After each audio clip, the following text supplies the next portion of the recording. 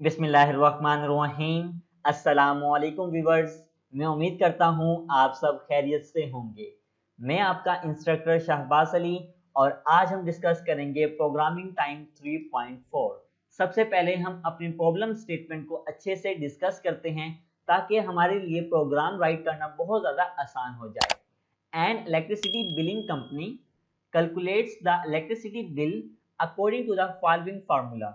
हमारे पास एक इलेक्ट्रिसिटी बिल की कंपनी है, वो जब भी अपने कस्टमर का बिल कैलकुलेट करती है स्टूडेंट्स, तो वो इस फार्मूले का यूज करती है। Bill amount is equal to number of units consume multiply by unit price. यानी तीन चीजें, bill, consume units and unit price. There are two types of electricity users, commercial and home users. हमारे पास बिजली use करने के जो सार्फिन है वो दो तरह के हैं, एक हमारे पास कमर्शियल है और दूसरा हमारे पास होम यूजर है। इन दोनों को जो बिल के यूनिट की प्राइस होगी वो सेपरेट होगी। वो क्या होगी वो देख लेते हैं। For home users the unit price varies according to the following. अगर यूनिट 200 के बराबर या 200 से कम है तो प्राइस लगेगी 12 रुपए के हिसाब से पर यूनिट। अगर यूनिट 200 से ज्यादा और 400 के बराबर या 400 के कम है तो यूनिट की प्राइस लगेगी 15 रुपए। अगर यूनिट 400 से ज्यादा है तो उसके यूनिट की जो प्राइस लगेगी वो होगी 20 रुपए। तो ये था हमारे पास अपने होम यूजर्स के लिए। अब हम देख लेते हैं हमारे कमर्शियल यूजर्स के लिए यूनिट की प्राइस कितने यूनिट्स पर कितनी होने वाली है। अगर यूनिट 200 से ज्यादा या 200 के बराबर है तो पर यूनिट लगेगा 15 रुपए के हिसाब से। अगर यूनिट 200 से ज्यादा या और 400 के बराबर या 400 से कम है तो 20 रुपए का यूनिट लगेगा। और अगर यूनिट 400 से ज्यादा है तो 24 रुपए का फी यूनिट लगेगा। अब हमने क्या करना है, राइट अ प्रोग्राम।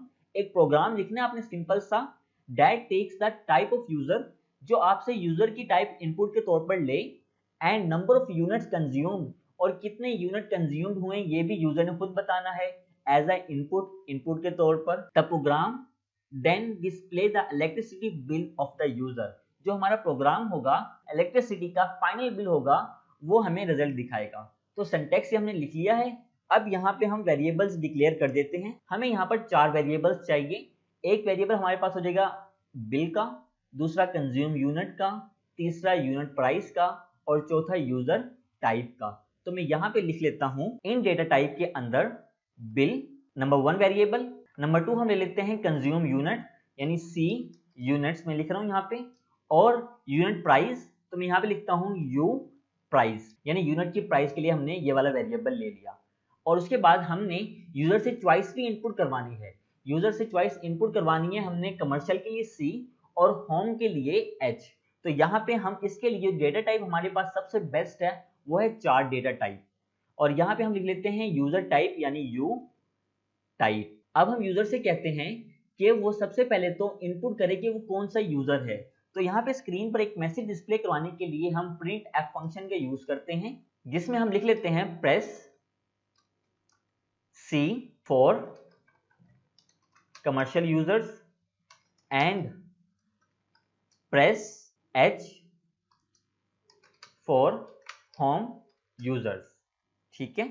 और जो यूजर यहाँ पे इनपुट करेगा उसको स्टोर करने के लिए यानी इनपुट लेने के लिए हम स्कैनफ फंक्शन का यूज करेंगे। और यहाँ पे हमने लिख दिया फॉर्मेट स्पेसिफायर जो कि है %c, कैरेक्टर है ना, कैरेक्टर के लिए हम फॉर्मेट स्पेसिफायर यूज करते हैं %c। और देन उसके बाद इसको स्टोर कर लेते हैं हम यू टाइप वेरिएबल के अंदर, यू टाइप।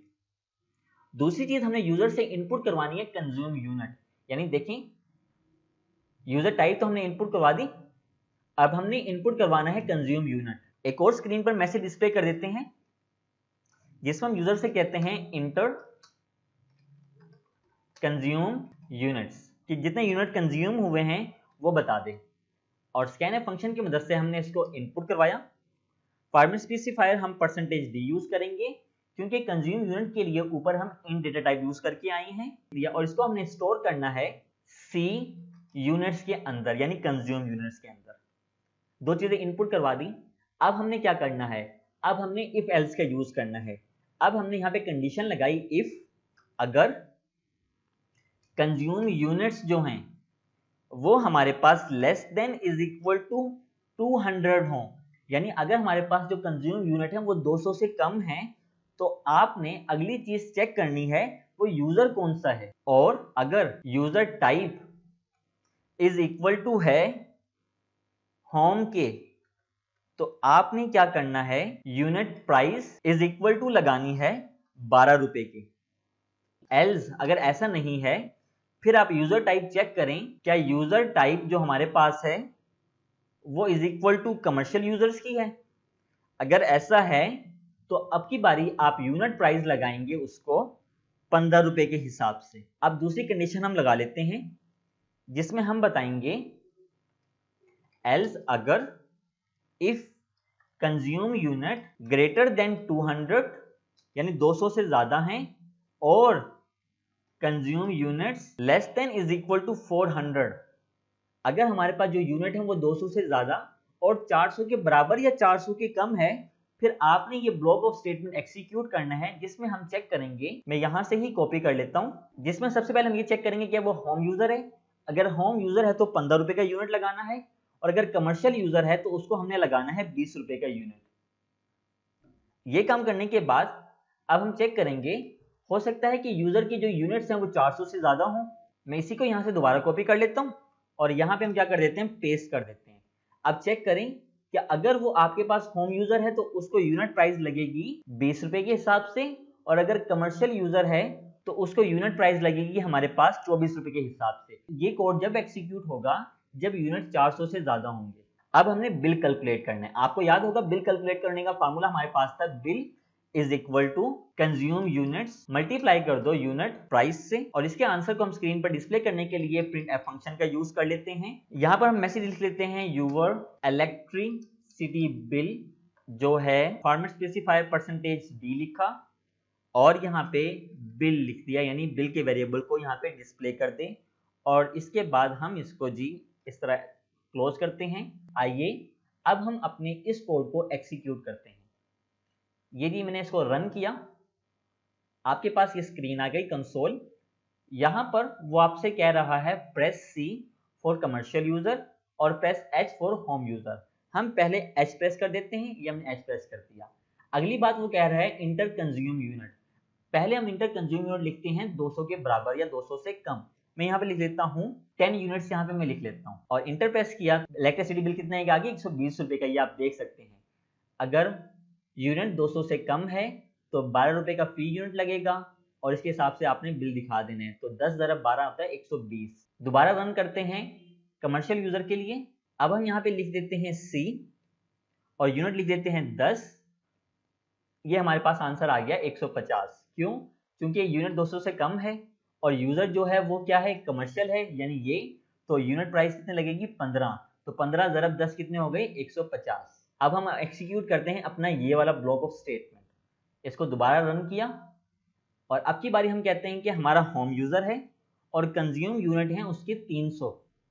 ठीक है, यानी 200 और 400 के दरमियान में आ गया ना 300, और इसको फी यूनिट लगेगा 15 रुपए के हिसाब से।